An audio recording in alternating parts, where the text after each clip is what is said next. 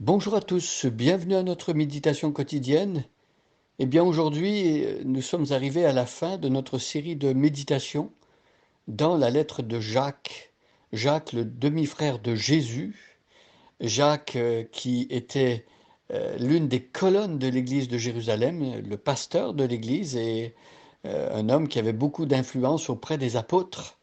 Jacques, qui n'était pas lui-même apôtre. Il ne faut pas confondre Jacques, le demi-frère de Jésus, qui a écrit cette lettre de Jacques, et l'autre Jacques, fils de Zébédée, qui était le frère de Jean, qui a été décapité. C'est le deuxième martyr de l'Église après Étienne. Donc Jacques ici, le frère du Seigneur, demi-frère en fait, puisqu'ils n'ont pas le même papa. Le papa de Jésus, c'est le Saint-Esprit, et le papa de Jacques, c'est Joseph, le mari de Marie. Donc Jacques nous écrit au sujet de la sagesse, et permettez-moi de lire le passage au complet du verset 13 jusqu'au verset 18, et aujourd'hui nous allons méditer le verset 18, le dernier verset de la péricope. Je vous invite à aller prendre votre Nouveau Testament ou votre Bible et tourner, aller vers la fin du Nouveau Testament, dans une section qu'on appelle les épîtres générales. Donc il s'agit de l'épître de Jacques, 1 et 2 Pierre, 1 Jean, 2 Jean, 3 Jean. Et donc prenez l'épître de Jacques et je vais lire maintenant à partir du verset 13. Lequel d'entre vous est sage et intelligent, qu'il montre ses œuvres par une conduite bonne avec la douceur de la sagesse.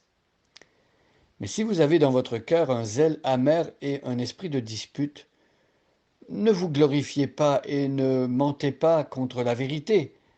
Cette sagesse n'est point celle qui vient d'en haut, mais elle est terrestre, charnelle, diabolique. Car là où il y a un zèle amer et un esprit de dispute, il y a du désordre et toutes sortes de mauvaises actions. La sagesse d'en haut est premièrement pure, ensuite pacifique, modérée, conciliante, pleine de miséricorde et de bons fruits, exempte de duplicité, d'hypocrisie. Alors nous avions vu le verset 17 et toutes les déclinaisons, toutes les caractéristiques de cette sagesse d'en haut, sagesse qui vient de Dieu. Nous avions vu qu'elle était premièrement pure et par la suite pacifique, modérée, conciliante, pleine de miséricorde, de bons fruits, exempte de duplicité, d'hypocrisie. Nous avions vu que cette sagesse qui vient de Dieu ne cherche pas la dispute, ne cherche pas à avoir toujours raison. C'est une sagesse qui a un cœur entier et qui est dépourvue d'hypocrisie, c'est-à-dire qui ne joue pas un rôle, qui ne joue pas la comédie. C'est une sagesse qui est authentique, qui montre de la personne chrétienne qui manifeste cette sagesse un visage tel qu'il est, un visage authentique et vrai. Alors aujourd'hui, nous terminons ce beau chapitre et particulier ce passage sur la sagesse en regardant le verset 18. Le fruit de la justice est semé dans la paix par ceux qui recherchent la paix. Eh bien, il y a un fruit. Il y a un fruit que porte cette sagesse qui vient d'en haut. Cette sagesse, elle est décrite comme étant, au verset 13, douce, mais ici, au verset 18, elle est décrite comme étant juste, le fruit de la justice. Lorsque nous manifestons cette sagesse telle qu'elle est décrite ici des versets 13 à 18, nous manifestons en quelque sorte la justice de Dieu. Dieu qui veut que nous soyons purs et pacifiques et modérés et conciliants. Dieu veut que nous soyons remplis de miséricorde, que nous fassions grâce aux autres. Et donc que nous n'ayons pas d'hypocrisie, que nous ne jouions pas un rôle, que nous n'ayons pas un cœur partagé non plus.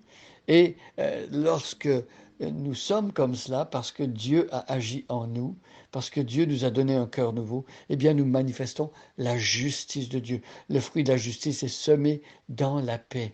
Si nous voulons parvenir à cette justice que Dieu nous fait connaître dans la parole de Dieu, eh bien, cette justice passe par la paix. C'est pas dans la dispute, c'est pas dans l'animosité, c'est pas dans la rébellion que s'obtient cette justice, mais c'est dans la paix. C'est dans le ministère de la réconciliation, c'est dans le fait que Jésus-Christ lui-même s'est offert et il n'a pas voulu combattre avec des, des armes charnelles et diaboliques, il a combattu avec les armes de Dieu. Euh, il a manifesté la douceur de la sagesse, il a manifesté la justice de la sagesse en s'offrant lui-même en sacrifice, en donnant sa vie pour des injustes, pour des impurs, pour des personnes insensées comme nous l'étions. Et ainsi donc, Jésus est l'incarnation de cette sagesse et Jésus manifeste cette sagesse de Dieu dans le salut en nous procurant la rédemption et la réconciliation avec Dieu. Euh, L'apôtre Paul nous dit qu'étant donc justifiés par la foi, nous avons la paix avec Dieu.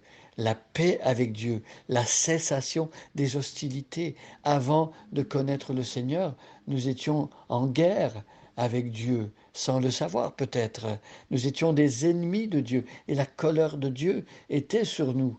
Mais lorsque Jésus-Christ s'est offert et lorsqu'il a donné sa vie, il est venu signer un traité de paix. Euh, L'œuvre de la croix, c'est un traité de paix. C'est Dieu qui nous dit, je veux être en paix avec les hommes, et il donne sa vie pour que la paix soit possible, et cette paix s'obtient par la foi. Par la foi en Jésus-Christ, nous sommes déclarés justes aux yeux de Dieu, et est ensuite possible la paix de Dieu en nous.